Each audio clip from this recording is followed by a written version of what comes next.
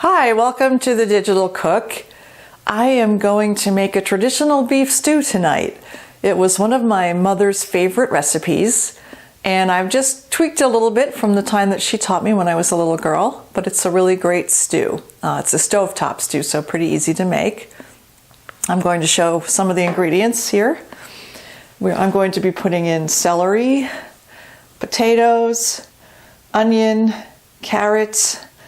My spices will include thyme, a couple of bay leaves, garlic, black pepper, salt, and I'm also adding red pepper to give it a little spice. I'm also putting in a can of peeled whole tomatoes. Those are very tasty. And of course the stew beef will be part of it. And I found a new type of gravy at my grocery store that I'm going to try called beef and ale. Now that I've cut all my vegetables and got everything prepped, the first thing I'm going to do is saute the onion and garlic in some oil.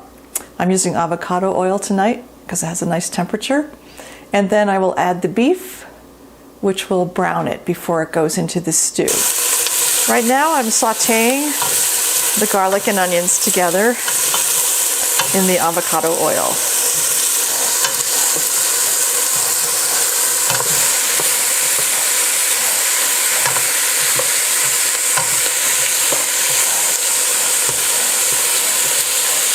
This is about a pound of stew beef that I'm putting in here.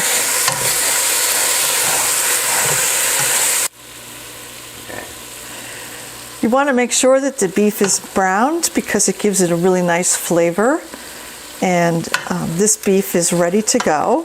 So the next thing I'm going to do is to add my tomatoes to give it some liquid.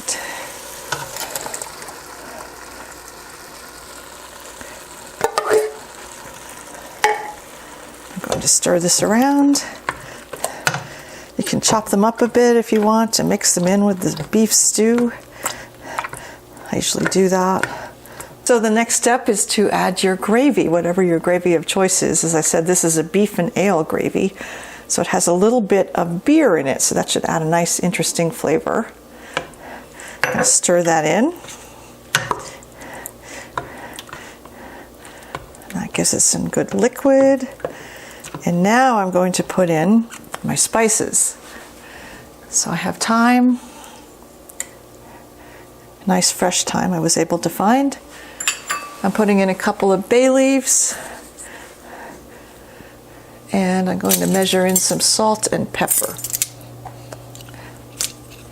So I'm going to do about a half a teaspoon of pepper,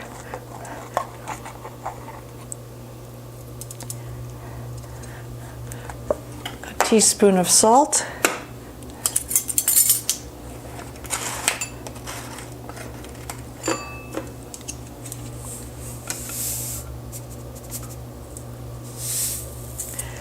and these are flavors to get started. During the process of stewing, you can always add more spices as you go along and taste it. And I'm going to put in some red pepper, not a lot, just enough to give it a little spicy flavor, which I like in my stew. I'll stir all that together. All the spices are in. Okay, now I'm going to add the vegetables that take the longest to cook. I've got red potatoes and carrots, and they will take longer than the other vegetables. So I'll probably cook these for about a half an hour before I put the other ones in.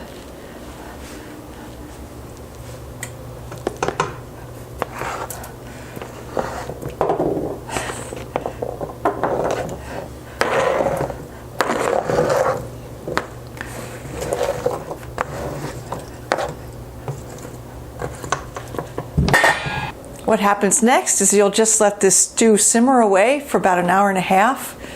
You want to make sure all your vegetables are cooked, and as I said, in half an hour I'll add the celery, and then everything will cook together along with the spices. At that point I'll taste it and see if I need to make any adjustments.